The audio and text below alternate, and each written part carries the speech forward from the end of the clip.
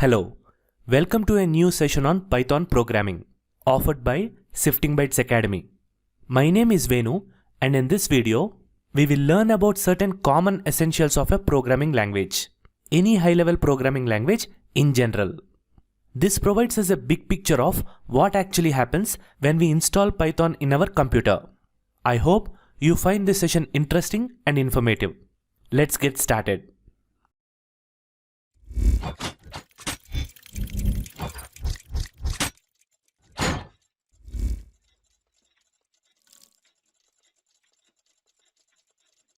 Let's say I decided to develop a brand new computer programming language called language V, similar to Python but even better. As the inventor of this new language, what should I be doing to make software developers and companies adopt my language? How do I make them use my language to develop their applications and projects? Well, the first thing I should be doing is prepare a detailed document, kind of a reference manual, could be in plain English, which clearly specifies all the features my programming language offers, along with the rules, syntax and standard semantics, and the constructs one should know to write instructions and programs using my programming language. This document, or language reference manual that I should come up with first, is called the Specification Document. It is used to specify in detail what my language offers and how it can be written. Let's say I came up with one such beautiful, well-articulated document and publish it to the developers community. Now, very much impressed after going through the document, let's say developers started writing programs using my language, following the rules and syntax as described in the specification document that I provided. Now, how does he run this program? How does a developer execute the program he has written on his computer? We know that a computer can only understand zeros and ones, binary language. Then how does the computer understand a high-level language like ours?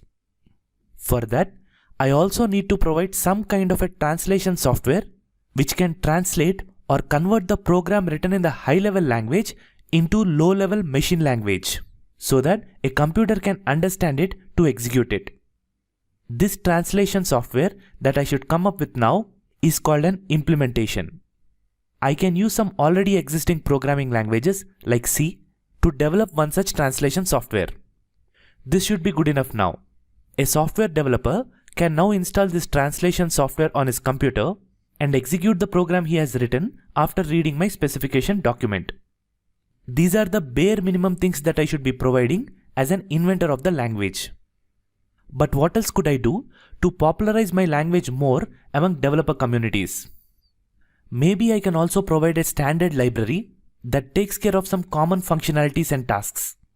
A standard library is just a bunch of programs predefined that can be used to perform basic and common tasks. Now, developers can be more productive by focusing just on writing their main business programs using the library I provided, rather than wasting time in writing instructions to take care of basic and trivial things. I should also provide a clear API documentation to this standard library, which is just a reference or a help document for developers to use my standard library. So, I have provided a specification document which tells software developers how to write programs using my language syntax. I also provided them with a translation software which helps developers execute their programs.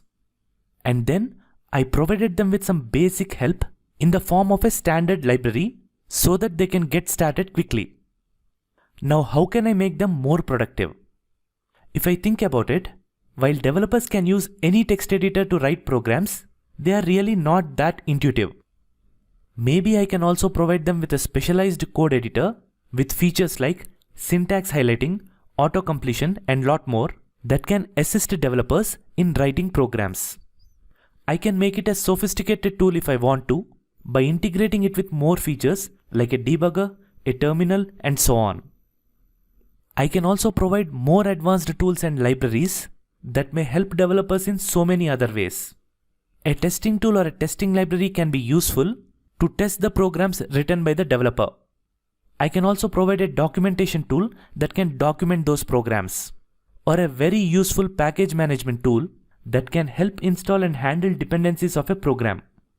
A developer can use all these tools to write a fully functional bug-free programs. Finally, I can come up with some sort of a versioning standard. A clear versioning standard is very important for any product, be it a software or a hardware. Let's take an example of USB. There have been 4 generations of USB. We can see the evolution of the standard, USB 4 being the latest and the fastest in the line. They have adopted an incremental numbered versioning format which is often very clear. Now let's take an example of Windows operating systems. They have also evolved over time, Windows 11 being the latest in the desktop line of operating systems. Microsoft has experimented and switched versioning styles quite a few times. From a numbering system like 1.0 until 3.1 to versioning by year like Windows 95, they then switched to names like XP, Vista. Then again they switched back to using numbers like Windows 10 and 11. Generally, a versioning system that uses names instead of numbers can often confuse users from knowing which one is the latest and how is it different from earlier versions. Coming up with a consistent and meaningful versioning system is very important for a product to be successful in the market. Same is true for programming languages as well. Programming languages evolve with time. With bug fixes, enhancements, and new feature additions, newer versions will be released. For me, a versioning format that uses numbers is more appealing. So, I will initially release it as version 1.0 and increment it as the language evolves and when I roll out newer versions. Just by looking at the new version number, developers should be able to tell what kind of changes have been incorporated in the new release. And if the developer finds new features useful, he should also know whether it is safe to upgrade to newer versions and its impact or compatibility with the already running programs. Now these are all the things that Python also comes with when we install it in our computer. Inventor of Python and his team, along with Python Software Foundation, the organization which oversees the development of the language, also considered all these aspects. Python Software Foundation's official website, python.org, is also a wealth of information on standard Python. The more time we spend checking out this website, the more interesting things we learn about Python language. Well, you must be wondering why is it named Python in the first place. While developing Python, its inventor Guido van Rossum was also reading the published scripts from Monty Python's Flying Circus, a BBC comedy series from the 1970s. Van Rossum thought he needed a name that was short, unique, and slightly mysterious, so he decided to call the language Python. He named the language Python after the British comedy group Monty Python. Now moving on to the actual meat of the topic, these are all the things that Python also comes with when we install it in our computer. Let's walk through each one of them again, but this time it will be about standard Python language. There is a specification document for Python which clearly describes the rules, syntax and standards, following which developers can write programs. It's a very elaborate and thorough document. It might be overwhelming at this stage, but by the end of the course, we will be able to enjoy going through this stuff. And there is also a PEP system that stands for Python Enhancement Proposals. A PEP is also a design document that's used to describe an upcoming or a new feature related to Python. It is released to provide information to the Python community. The PEP provides a concise technical specification of the feature and a rationale behind that feature. Python also comes with a standard implementation. It's one type of a translator software called interpreter. The name of this interpreter is CPython because it is written and developed using C language. CPython interpreter is the default standard implementation, a reference implementation of the Python language. It is also the most reliable and widely used implementation in production. This is what converts our Python code into machine understandable language. A reference implementation or a model implementation is a program or a collection of programs that implements all the requirements from a corresponding specification. Many alternative implementations have also come up now. We will explore them a bit later in the next videos. The reference implementation acts as a reference, guide, model, or a technical standard, and it demonstrates what should be considered the correct behavior of any other implementation of it.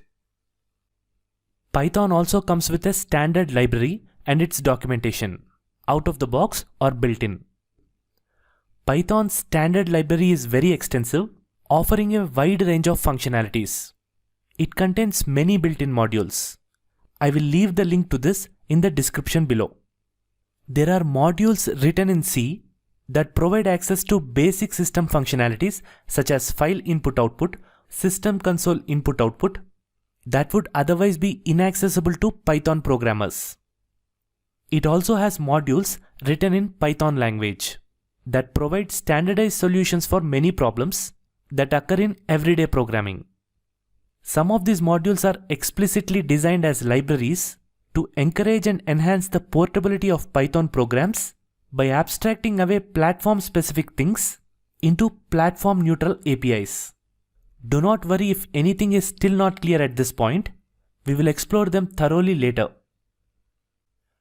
We also get a default code editor called idle. It is an integrated development and learning environment for Python, which has been bundled with the default implementation of the language. It means when we install standard Python in our computer, we also get idle by default. Idle is intended to be a simple IDE and suitable for beginners. Its main features are syntax highlighting, auto-completion, and smart indentation. But it has got lot more other important features as well, which we will explore in more detail after installing Python. Standard Python also comes with a bunch of standard tools. There are many utility tools that can come in very handy. For example, there is a utility tool called PyDoc that is useful for documenting the programs that we have written. There are testing tools that allow us to test our code. Python also comes with a very useful tool called PEP. It is the recommended package management tool for Python and is used to install and manage software packages. In addition to these, we can also install third-party packages from repositories. For example, we can install a code linting tool that forces us to write cleaner code, and lot more. Python also has a clear versioning standard. Python versions are numbered x.y.z. X is the major version number. It is incremented only for major changes and upgrades in the language. Y is the minor version number, incremented for smaller changes. And Z is the micro level or patch level. It is incremented for small bug fix releases. As Python developers, it is very important for us to have a clear understanding of Python versioning system. So, we will have an elaborate discussion on versioning in Python in the next video. That's all for now. See you in the next one. Your feedback will be enormously helpful in improvising the final shape of this course. So please subscribe to the Sifting Bytes channel and contribute any questions, comments or suggestions in the comment section below. Thank you.